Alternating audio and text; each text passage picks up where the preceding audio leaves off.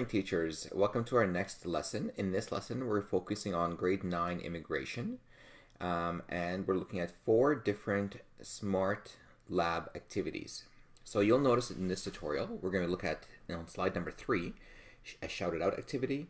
On slide number 5, a SMART response 2, where we're going to be showcasing the open answer polling questions.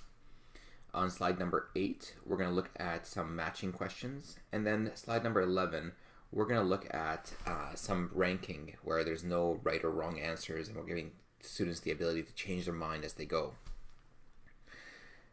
During this lesson, we're going to be looking at 3 different social studies 9 outcomes. They are right here on your screen. So by all means, if this is a lesson you'd like to do, just letting you know that these are the lessons, these are the outcomes that we're going to be looking at.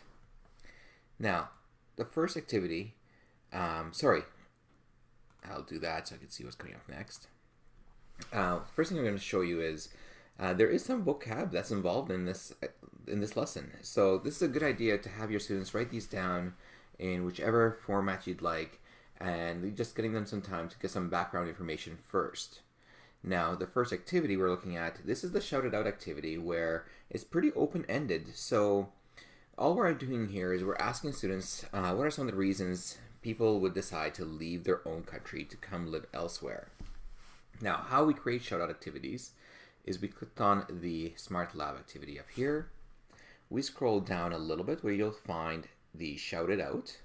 And as before, where you see devices are required, that means students could use a iPad, an iPhone, an Apple product, a Samsung, whatever kind of device you'd like, Chromebooks, laptops, and they could send in their feedback to your activity. Now, if I close this out and hit edit right here, edit is the pencil, you'll notice I did have an activity as a student in here that I was testing this out with, but you'll notice I have it set to randomize. And then looking for text responses from my students, I'm showing their names, and I'm looking for 2 responses from each student. Now, the reason I have that, and I kind of limited it down to 2, maybe even 1, is what I would like to do is once I have my activity started, I like to have a couple of students or 3 students at the board doing some kind of sorting with the feedback that their peers are sending in, addressing, why would someone leave their own country to come live somewhere else? From here, we're just asking students some powerful questions. So all you need to do is pull these little pull tabs out, and you'll notice that each of the questions comes out for you.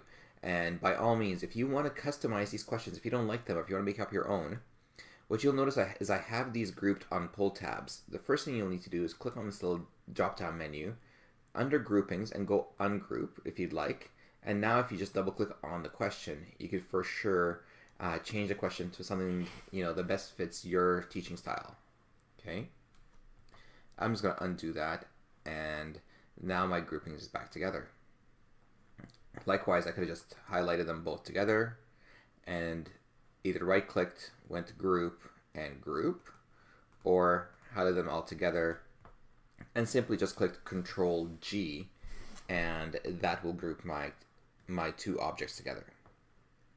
Scrolling down, you'll notice there is the next activity. Now this one is a Smart Response 2 activity where we're asking a short answer question.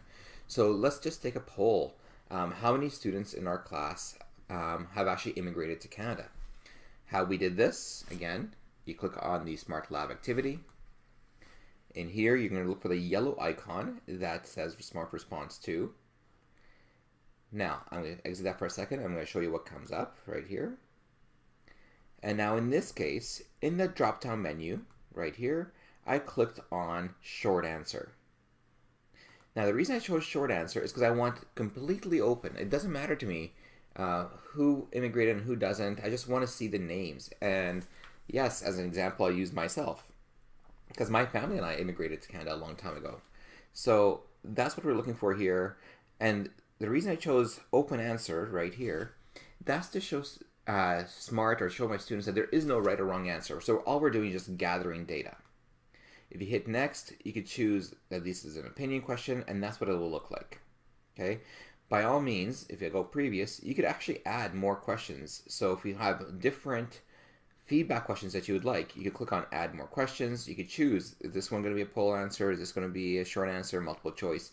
You could add multiple questions within the same activity, the same response to activity. Okay, I sure you want to exit? Yes, I do.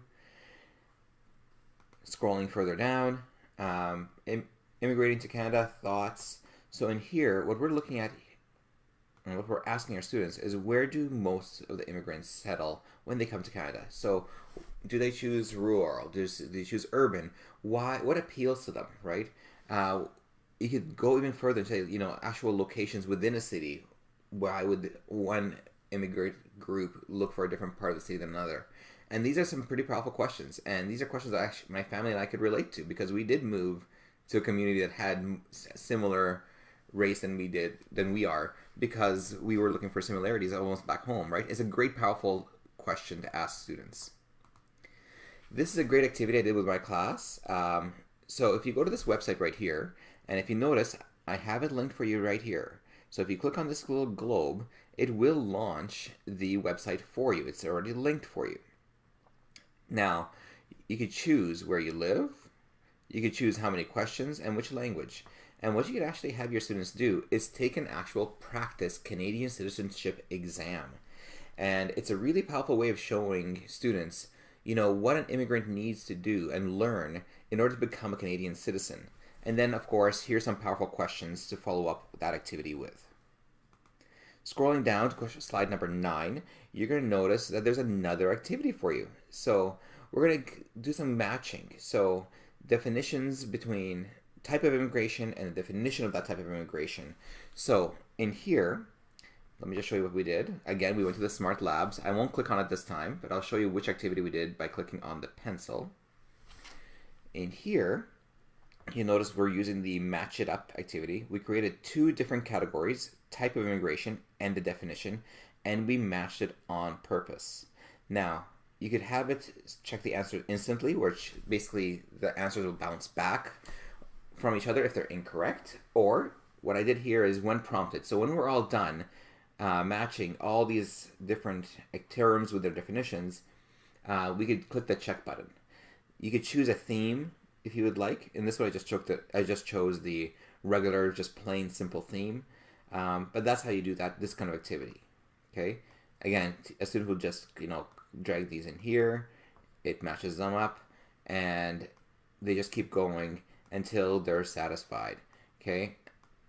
And when they're ready to check, you hit check the matches. You see what's right. You see what's wrong. Okay.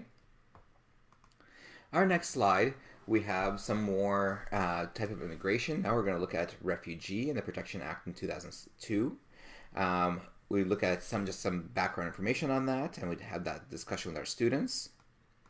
We go further and we talk about the point system and what the point system was, and is it fair, and how do which characteristics of immigration background would a person need to have to get so many points to actually be allowed into the country. And finally, we talk about the point system in general and how does the point system work. And we have students arranging how they believe each of these ranks. There is no right or wrong answer. A really cool activity to do with this is, once as students have filled this in, if you notice, I'm just throwing them in here just in no random order, is to have that discussion with kids about the point system, and then see if they will rearrange what they had thought the orders were, right? Again, it's a very cool activity, very thought-provoking. Again, you get to it by clicking the Smart Lab activity right here. You hit the pencil to edit it once it's already completed. You'll notice I put all my responses in here, and I said don't check, because in my case, I'm more interested in the conversation than a right or wrong answer for this one. Okay? Won't do any of the changes there. Finally, we're looking at the health factors of immigration. So again, just some powerful points, some discussion points regarding what the health factors are for accepting an immigrant or a refugee within the country. So like I said, this lesson actually covers a lot of content. It covers a lot of different smart activities, a lot of powerful questions, a lot. So if you have any questions, by all means, please feel free to let us know, reach out. Be more than welcome to come help you out plan a lesson or go over some of these activities and how they were created. Thank you so much for your time.